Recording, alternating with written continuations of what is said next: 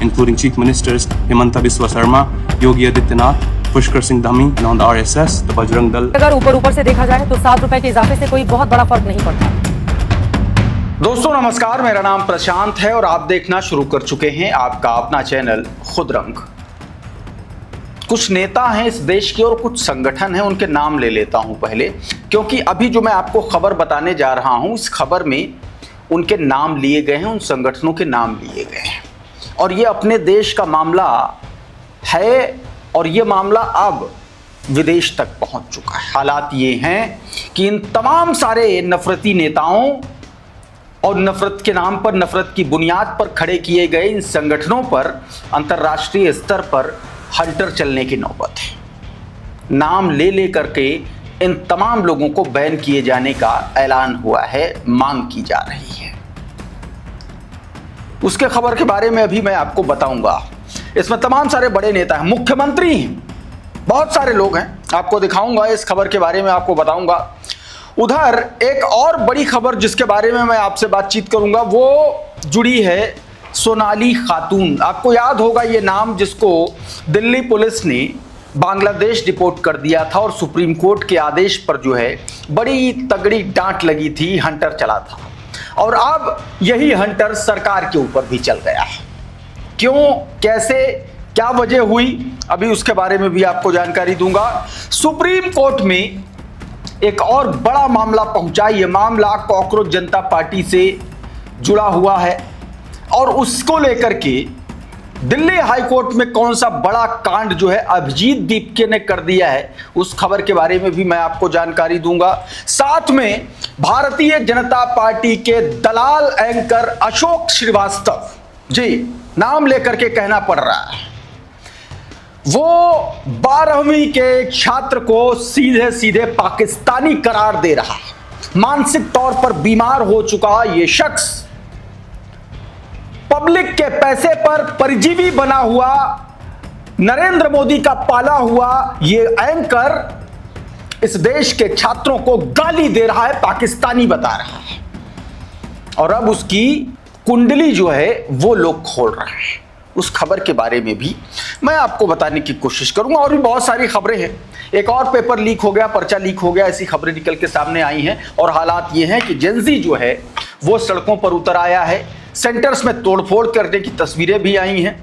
जबरदस्त, लखनऊ से लेकर के प्रयागराज तक की बहुत सारी वो वीडियो है, बहुत सारी तस्वीरें हैं। और दोस्तों आखिर में आपको एक और तस्वीर दिखाऊंगा। मशहूर एंकर, गोरखपुर यूनिवर्सिटी से अर्थशास्त्र में पूरी दुनिया में अपना नाम रोशन कर चुकी महान अर्थशास्त्री चित्रा त्रिपाठी के बारे में। हाँ, एक नया अर्थशास्त्र इंट्रोड्यूस किया है इस देश में उन्होंने, अभी दिखाऊंगा उसके बारे में भी, लेकिन सबसे पहले जरा इस वीडियो को सुनिए।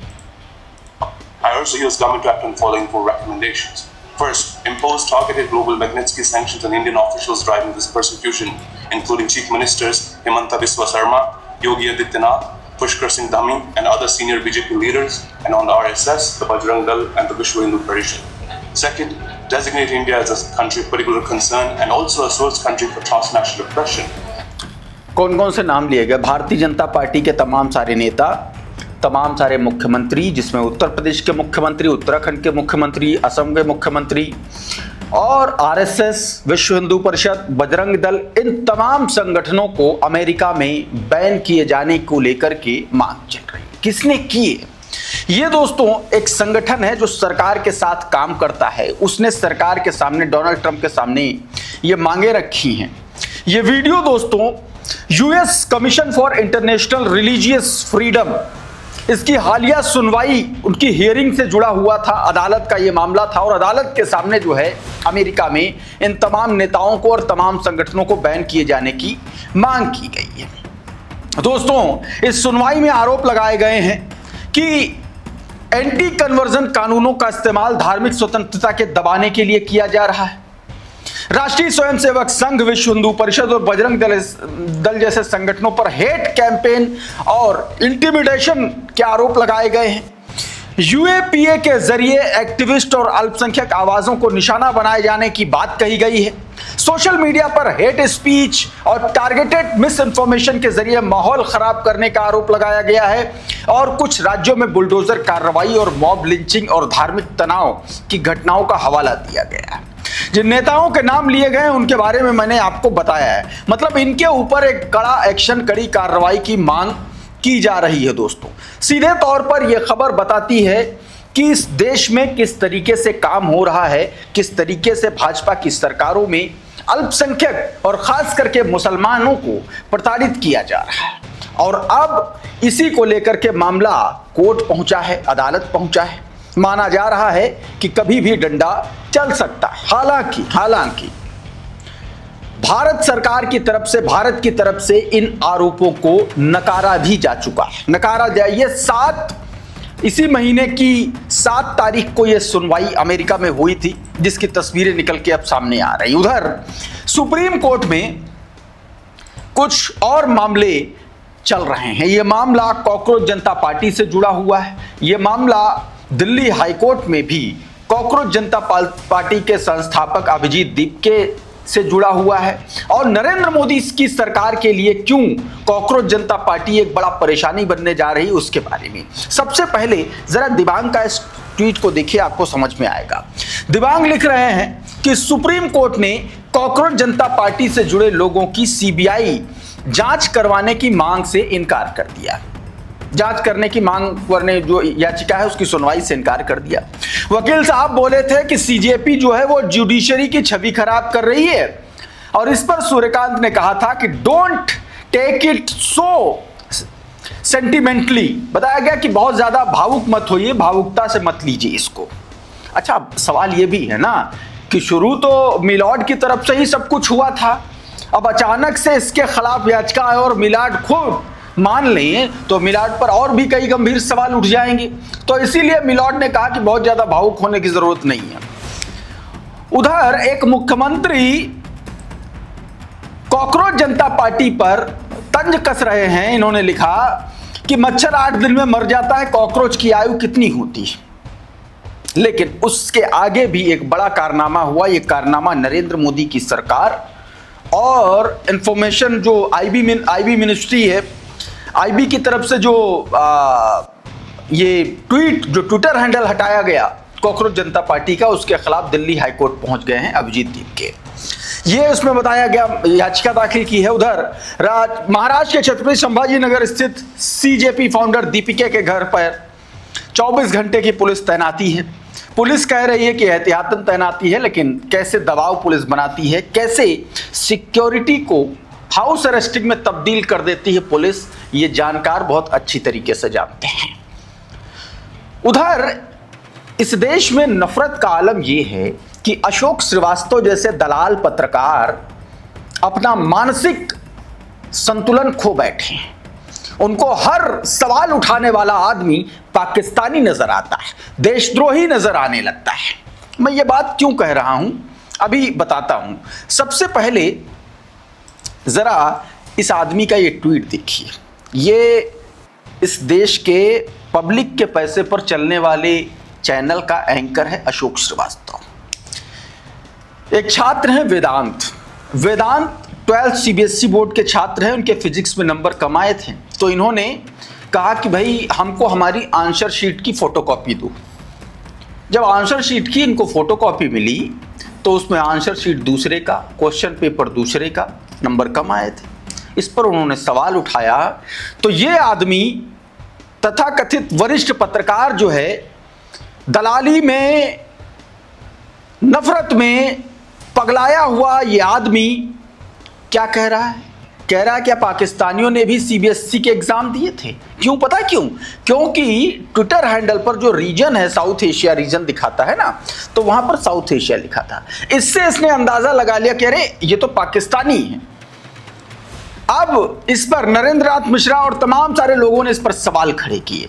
नरेंद्र नाथ मिश्रा ने कहा कि ये सरकार प्रायोजित आम लोगों के टैक्स के पैसे पर चलने वाले दूरदर्शन के पत्रकार हैं। ये देश के नागरिक को पाकिस्तानी बता रहे हैं। मुमकिन है इन्हें गलत जानकारी मिली होगी, लेकिन जब पता चला कि लड़का भारतीय है तब भी इन्होंने ट्वीट डिलीट नहीं किया। सरकार को खतरा ऐसे लोगों से है।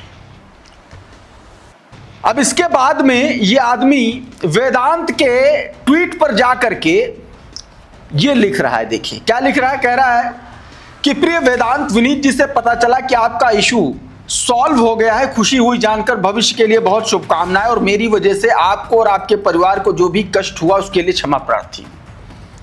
कितने बदतमीज, बेशर्म, बेहया और गलीज टाइप के ये लोग होते हैं। एक छात्र है, जब उसकी आवाज नहीं सुनी गई तो उसने ट्विटर पर अपना काम शुरू किया, लिखना शुरू किया, तो इसको लगा कि ये तो पाकिस्तानी होगा। और अब जब मुंह पर कंटाप पड़ गया, झूठ पर, इसके झूठ पर कंटाप पड़ गया, तब ये जो है ट्वीट करके नहीं माफी मांग रहा है। मुंह छिपाते हुए, मुंह ढका हुआ ये आदमी उस ट्वीट के नीचे जाकर के रिप्लाई में लिख रहा है। और माफी कैसे? माफी ऐसे मांग रहा है जैसे एहसान कर दिया हो, जैसे इशू इसकी वजह से ही सॉल्व हुआ। अब इस पर जो है, इसी के रिप्लाई पर राफेल गांधी ने इसको कायदे से आईना दिखाया है। कहा जा रहा है कि प्रिय वेदांत, इस दलाल को अगर आपने छोड़ दिया तो यह फिर कल किसी और की जिंदगी बर्बाद करेगा। इसने पिछले महीने प्रदर्शन करने वाले छात्रों को जेल भिजवा दिया था। यह हमारे टैक्स का पैसा चूस कर हमारे ऊपर ही जहर उगलता है। मानहानि और मानसिक उत्पीड़न के मामले में इसको नंगा करके दौड़ाओ। ये मांग हो रही है, अशोक श्रीवास्तव को नंगा करके दौड़ाए जाने की मांग हो रही है। आपको पता है कि नीट में क्या हुआ, इससे पहले भी तमाम परीक्षाओं का क्या हुआ ये भी पता है। लेकिन चित्रा त्रिपाठी जैसे गोदी एंकर, उनको लगता ही नहीं कि कुछ हो रहा है। देश महंगाई से परेशान है, पेट्रोल डीजल महंगा हो रहा है, हफ्ते भर में 8 से 10 रुपए तक बढ़ गया। और इनको लगता है कि 7-8 रुपए का जो कोई बढ़ोतरी है, ये ऊपर से देखा जाए तो बहुत फर्क नहीं पड़ता। अरे ऊपर से ही क्यों देखा जाए? हे चित्रा त्रिपाठी, क्या गोरखपुर यूनिवर्सिटी के अर्थशास्त्र में आपको यही पढ़ाया गया है क्या? और अगर आपने अर्थशास्त्र नहीं बना है तो जबरदस्ती आरबीआई के गवर्नर क्यों बनने की कोशिश कर रही हैं आप? इस आम जनता को मुंह चिढ़ाने वाला ये बयान सीधे तौर पर निकल के सामने आया है। सुन लीजिए जरा। अगर ऊपर से देखा जाए तो 7 रुपए के इजाफे से कोई बहुत बड़ा फर्क नहीं पड़ता। दाम बढ़ने से पहले पेट्रोल की कीमत 94 रुपए 77 पैसे थी। इस हिसाब से उनका महीने का खर्च 2843 रुपए बैठता है। आज से दिल्ली में पेट्रोल 102 रुपए 12 पैसे मिल रहा है, यानी महीने में उन्हें अब 3063 रुपए खर्च करने होंगे, यानी हर महीने 221 रुपए ज्यादा खर्च करने होंगे। अच्छा, इसी महंगाई को लेकर के मल्लिकार्जुन खड़गे ने पोल खोली है। कांग्रेस के राष्ट्रीय अध्यक्ष इस ट्वीट को देखिए। इन्होंने कहा कि पीआईबी के अधिकृत बयान के अनुसार आज से ठीक 12 साल पहले 26 मई 2014 को जब प्रधानमंत्री नरेंद्र मोदी ने सत्ता संभाली थी, उस दिन भारतीय बास्केट का कच्चा तेल 108.05 डॉलर प्रति बैरल था। डॉलर रुपया एक्सचेंज रेट 58 रुपए 59 पैसे था। उस समय पेट्रोल 71 रुपए 51 पैसे और डीजल 56 रुपए 71 पैसे प्रति लीटर मिल रहा था। आज कच्चे तेल की कीमत 99 डॉलर प्रति बैरल, उस समय 108 थी, ज्यादा इस समय 99। लेकिन पेट्रोल और डीजल के दाम क्रमशः बढ़कर के 102 रुपए 12 पैसे और 95 रुपए 20 पैसे हो गए। यानी कच्चा तेल सस्ता हुआ, लेकिन पेट्रोल करीब 42.8% और डीजल करीब 67.9% महंगा हो गया। हर अर्थशास्त्री जानता है कि पेट्रोल डीजल की महंगाई का असर हर क्षेत्र पर पड़ता है। परिवहन से लेकर खाद्य वस्तुओं तक आम आदमी पर महंगाई की मार बढ़ाती हैं। बावजूद इसके सरकार की मुनाफाखोरी जारी है। और बेशर्मी गोदी एंकरों को देखिए, चित्रा त्रिपाठी को देखिए, कह रही ऊपर से देखिए, ऊपर से देखिए क्या होता है। ऊपर से कौन देखता है? इसीलिए इस देश का मीडिया पाताल में समा गया है। इसीलिए ऐसे ही एंकरों की वजह से जो ऊपर से दिखाते चले आ रहे हैं पिछले 12 सालों से, ऊपर से देखिए, ऊपर से दिखा दिया स्कूटी का खर्च कितना है, लेकिन वही ऊपर से देखिए कि 1000 किलोमीटर से कोई ट्रक किसी मंडी में चला आ रहा है, उसका डीजल कितना खपत होगा और उसमें भरी हुई सब्जियां कितनी महंगी होंगी। ये ऊपर से देखने वाली बात नहीं है। इस वीडियो में इतना ही। बहुत बहुत शुक्रिया, बहुत बहुत धन्यवाद। आप जुड़े रहिए आपके अपने चैनल खुदरंग के साथ। नमस्कार।